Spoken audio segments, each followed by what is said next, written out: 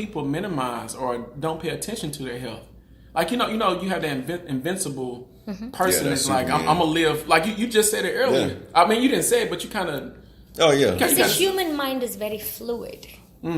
It is. It keeps transitioning. We're affected every day by things we see, we hear, right? I mean... There have been days when I've been sad. I know I would want to limit myself with 2 drinks. And someday when I'm sad and I'm like, I binge drink 4. I mean, And the next day morning, I have hangover to kind of like teach me back saying you shouldn't be consequences doing that. for that. Right? So, I mean, we're being human. And that's why I said, that category of age, it's not like they don't know what to do. They all know what to do. And with this age, with the internet and Google and YouTube and bloggers and, everybody knows what to do. It's almost like willful ignorance. Like, willfully being... But, it's also an age where you will default. It's like, can you expect a kid to learn to walk without falling? Impossible. Right. So you must have to learn how to walk, per se. Yes. So, and I know people, come January, they all make these... resolutions. Big goals. Yes, by March, they fall off. What I would March. say? I love March because that's when the gym clears out. Right. like y'all been temporarily using this equipment for 2 months. You ain't never ran on a treadmill. But here's something I want to tell is it doesn't matter even for 3 months if you stuck to it. That is still a quarter of a star. Yep. Adding, you're right. Because you're looking at the long run. It's about training your mind. It's a marathon. Right. So even if you went January to March, you fell off March, and then, the rest of the year you vacationed, and then by November, December, you're like, feeling all like a blob, and you're like just saying, let me finish the holidays and I'll start in January. That's okay. Okay. Go back January. Yeah. The point is to at least have the will to reel yourself back every 9 to 10 months. That's still good enough. That's good. It's good. The problem is when people fall off and don't go back. So all the people, when you're making these new me. What is it? New year, new me. Keep that up. Yeah, keep doing it. Keep doing it. Every year. Make a new you every year because those 3 months are good for counts. you. It does count. Okay. I mean, somewhere in some corner of your brain, that behavior gets registered. It does get registered. Yeah, you're right. And when you go back in January and you're like, oh my God, I don't want to do this again, you'll be like, you know what? Last year I did it for 3 months. Let me do it. Let me do it. Let me do it for 4. Maybe add do it for 4. Yeah. Let me do it for 5. Yeah. Don't be so hard on yourself, people. Add a month. If it's just 4 months, that means Kevin has 4 months to wait till you leave the gym. Make Kevin wait. Hashtag. Yeah, make Kevin wait. That's good. Make Kevin wait 12 months. 12 months, yeah. That's good. Okay. Right. This is good stuff. Yeah. This is really good stuff. So that's the medium category. Now, if you're the 24, 25 to 65 and you're high risk category, like we said, these are exactly like the sick children we talked about who are going to live with it for the rest of their life. So these are people who are going to be in that dark cloud zone. So no excuse for them. No 3 months of gymming. They've got to every day. Stay on it. So again, talking about gymming, it doesn't have to be this weight training, sweaty, where you have to pay, your club membership. You need to have the best shoes. No, just do whatever you can. Like go outside and start walking. Go outside, go walk. Just walk around your neighborhood. Check out all the houses. See if there's open houses. Somebody is closed. You got a new neighbor. Walking, swimming, playing any sport. Anything that's got interaction. In fact, what about golf? Because golf, they do walk. Yes, they do walk. But if you take away the ball from golf, you got walking instead of golfing. Even if you have a golf cart, at least this is what I would do when I would go. 9 rounds, I would walk. Okay. And 9 rounds, I would use a cart, depending on how hot it was. Yeah, I understand. Whatever it is. If you're feeling really good, you can also carry your golfing bag. I'm definitely not carrying my bag. Yeah, Josh made a face when I said good back golfing. exercise. Yeah. You okay over there? You made a face. I got a feeling. I don't know if it's gas or anything, but it was kind of like an irritant a little bit. I don't know what it was. Maybe it was just bad energy.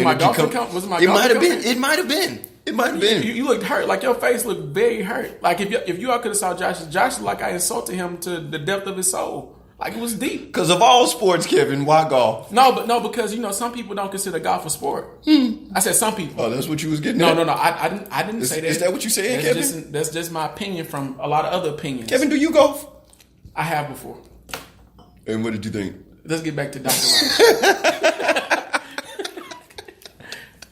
I'm a golfer, by the way. Oh, you are?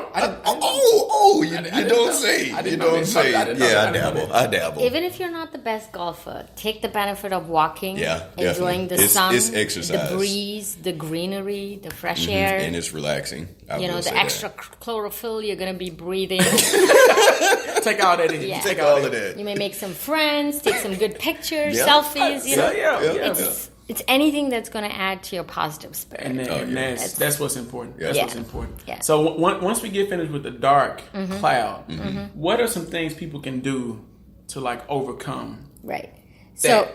So the next thing, so if you know what age group you're in, what risk category you are, and what your family history is, the next thing you can do is check what your BMI is. It's called the body mass index. And that's very important. It's very important. It's a good indicator. It's sort of like a thermometer. Gotcha. I just checked my BMI today, and my thermometer was it cracked at the top. It cracked? Because not really. I'm exaggerating a little bit, but I was surprised. Mentally, I thought I was in a good space. But when I put that in, I was like, I'm a little bit off. Yeah, I'm a little bit off. So what can with the body mass index? What should someone look at to be in a good space? So all you need for the body mass index is you need your height in inches and then your weight in pounds. Okay. So there is a calculator that's available online in Google. Okay. Probably you can put it up on your Facebook page. We will. We'll put it up for you all. Yes. So it basically you can plug in the number and look at the table. So the output is going to be either your BMI is below 18.5, which means you're underweight, which I would consider is a good problem if you have in America. Right. If it was, Africa where there's malnutrition, we have different issues to discuss. But over here, overweight is one of the biggest problems. Yeah, I'd rather be underweight than overweight. Than overweight. Oh, definitely. Yes. So if you're between 18.5 and 24.9, you're in the normal range. Okay. So if you fall there, kudos to you. Keep it up. And your BMI does not change for the rest of your life. So if you being in that bracket is good enough. It's got nothing to do with your age group or your... So that bracket, like the 18.5 to 24, you said 18.5 to what? 24.9. 24.9. Yeah, 25. That bracket is actually a good space to stay in for the rest of your life if you can. Right. Okay. And you have to consider, I'm talking about adults. Yeah, because adults. if children, the height and age keeps changing. If you fall under the category of 25 to 29.9, you are in the overweight risk category. So I would say you're sort of in the moderate risk category, like we talked about, which means, like we said, going to the gym even 3 months, 6 months, doing any exercise, making dietary changes. Those people. All that will be definitely helpful. And if you're thinking, my family history is good, I'm 45 and I have no risk factors, I'm pretty healthy, but your BMI is still on the higher range, it's still a good idea to go back to below that 24.9 range. So that's a good spot to be. Because you're going to be delaying your risk factors of developing any disease in the future. Okay. So let me get this straight. So if I'm in that 18.5 to 24.9 range, I am delaying. I am potentially delaying risk factors for any health issues that may come up. Absolutely. Which means if your father, say, had diabetes when it was 50, you're trying to see if you want to push it to 65. Okay. I see. Right? I see. You want to go as far as you can. Yeah, you want to push the bar as far away as possible. That's you're trying to dodge the disease. Right. I like that. So those are the people who fall in the overweight category. Now, I've met a lot of people in this age group where they have a lot of chronic diseases, like arthritis or injuries, or, they've torn a ligament, they can't walk, they can't run, and they always come back saying that, if only I could walk, if only I could run, if my knee was good, my ankle was good, I could try and lose weight. That's not an excuse you can buy, because you can definitely go into the swimming pool and they have a lot of aquatic exercises which are truly really good for people with joint diseases. And which age group is this? That's the overweight. The overweight overweight people. I got you. Who find reasons not to work out. Right, and right, I'm not right. saying that they're making excuse. They really genuinely have health problems because of which, Right. they can't stand in the gym too long. They have arthritis. And they've just, But bought into the the swimming pool, sedentary but the lifestyle. swimming pool is something that they can Yes. or just all the water aquatic period. exercises. Okay. Because what happens when you go into the pool is you don't feel your body weight Mm-hmm. at all. You're basically floating. That's Right. why I could pick up. I see. So you can take the advantage of being in water. Mm-hmm. Water is very calming, very relaxing, very soothing. It is. It helps with your mental state. It relaxes all your muscles and everything.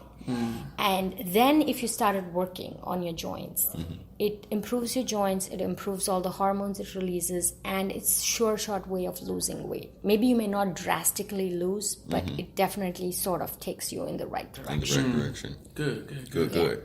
The next category is anybody with a BMI over 30. That's red signal. That's the dark cloud. That's the dark. That's That means you are obese, and I cannot start listing all the risk factors of being obese. death. we just say death. You will just put it up Death there. is like still a quick track, I would say. You know what I mean? I mean, you have cancers, you have heart disease, you have diabetes.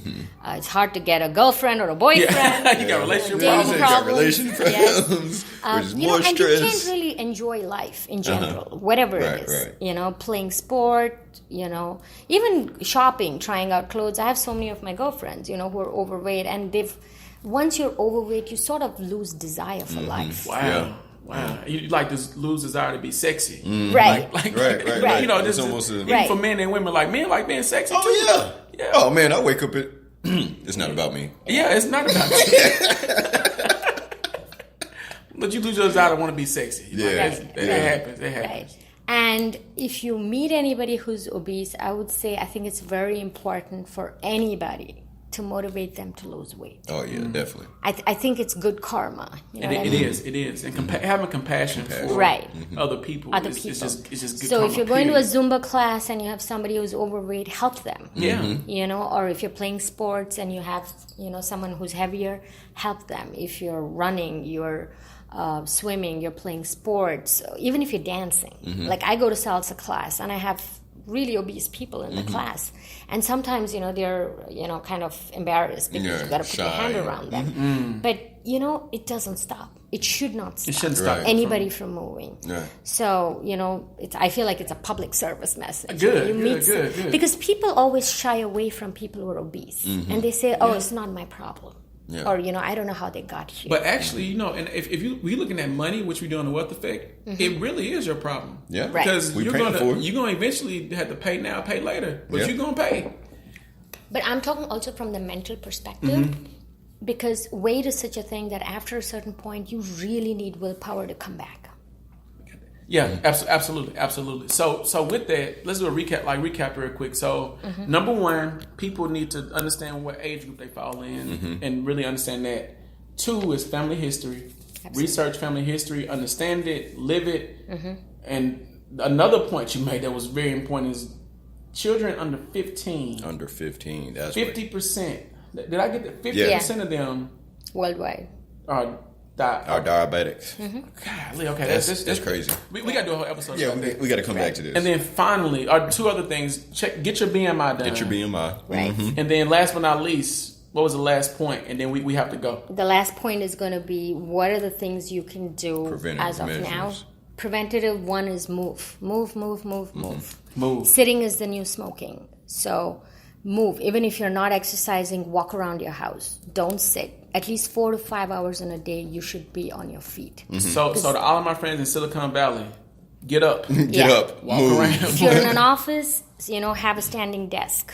If you don't have anything, put a couple boxes. Just put your do laptop on something. something, Yeah. but Do just something. keep moving. The next thing is when you eat, 50% of your plate should have raw food. It can be salads, it can be fruits, it can be juice, but 50% of your plate has to have raw food, and the other 50% can be a combination of your meat and your carbohydrates. Okay. So with that being said, everyone, this has been the What the Fake. We have to have Dr. Raj back on again. Yeah, definitely. Because this has been amazing. This is Katie Young. This is Josh Rucker. Love you all. Peace. Thank you.